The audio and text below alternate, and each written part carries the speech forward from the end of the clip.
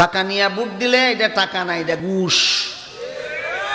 তবে আরেকটা কথা মনে রাখতে হবে, আপনি যদি কোনো অসৎ লোকরে বুট দেন, আপনার বুট পাইয়া যদি কোনো অসৎ লোক ফাঁস করে, তাহলে এই অসৎ লোক গদিতে থাকা অবস্থায় যত জুলুম অত্যাচার নির্যাতন করবে সবগুলির সমান গুনাহ আপনার আমল নামায় লেখা হইব।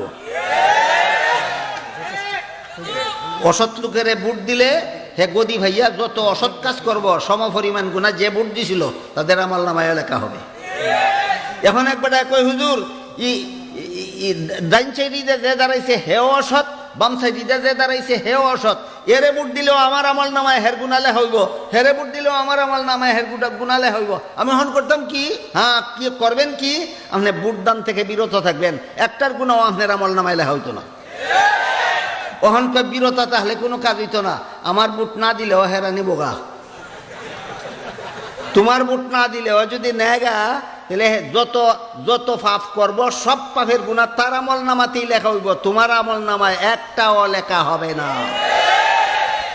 বুট চুরি করে নি লেখা বুটারের আমল নামায় গুনাহ লেখা হইব? হ্যাঁ, ইচ্ছা মতো চুরি করতে দেন, সব গুনাহ হের আমল নামায় লেখা হইব, আপনার আমল নামায় একটাও লেখা হইতো না, কারণ আপনি দিছেনই না।